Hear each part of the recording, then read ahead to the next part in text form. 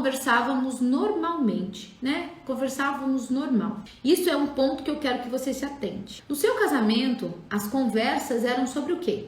Normal. Supermercado, boletos para pagar, o carro, a casa, aonde a gente vai no final de semana, final de férias, né? Férias de final de ano. Eram sobre emoções, sobre sentimentos, desejos, necessidades, ou eram sobre outras coisas? Então, só para vocês entenderem, existem várias esferas na nossa vida. Existe a nossa esfera pessoal, os nossos planos, né? Nossas emoções. Existe a esfera do casal, do relacionamento de casal. Existe a esfera da sexualidade. Existe a esfera da família, existe a esfera do trabalho. E aí, gente, falar sobre várias coisas não necessariamente significa que esteja tudo bem. Então, eu dentro do meu casamento, a gente falava sobre a Manu quando ela era bem bebezinha, tinha acabado de nascer. A gente falava sobre fralda, pediatra, a gente falava sobre um monte de coisa. Mas a gente deixou de falar sobre a gente. A gente deixou de olhar para nós como casal e também dentro da nossa sexualidade. Esse, muitas vezes, pode vir como um plano de fundo, né? O fato de você conversar muito com o seu marido não necessariamente seja um sinal de que está tudo bem. O olhar real, pra gente entender, porque aqui a gente não trabalha com suposições, a gente trabalha com fatos. E como que a gente sabe dos fatos? Quando a gente fala sobre eles. Então, eu me sinto assim, eu sinto essa necessidade, eu sinto esse desejo.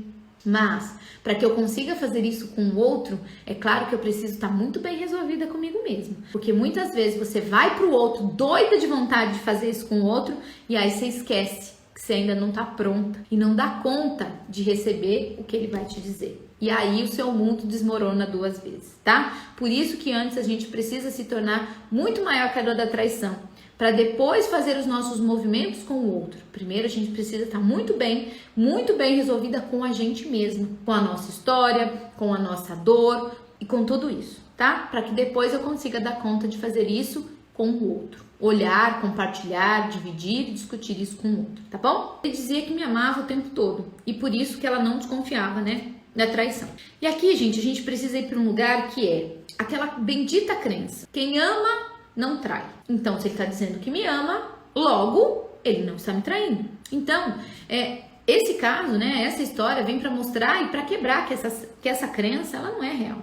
Tanto quem trai ama, né, como o contrário também é verdadeiro. Só dizer que ama não significa que não está traindo. E aqui nesse olhar, eu trago 2 olhares, né? Pode ser que realmente ele te amasse e ele não tinha recursos internos, ferramentas de conseguir te contar de um momento que ele estava vivendo, de uma necessidade, de um desejo. Mas também pode existir uma outra possibilidade. Ele dizia tanto isso porque ele se sentia culpado. Ele estava carregando a culpa de algo que ele fez, não estava sabendo lidar com essa culpa e a forma que ele encontrava, né, dentro dele mesmo era dizer que te amava. Então, assim, eu não sei, a gente precisa olhar muitos outros pontos cegos, muitas outras dinâmicas para afirmar isso ou aquilo, para a gente poder falar sobre isso com os nossos maridos.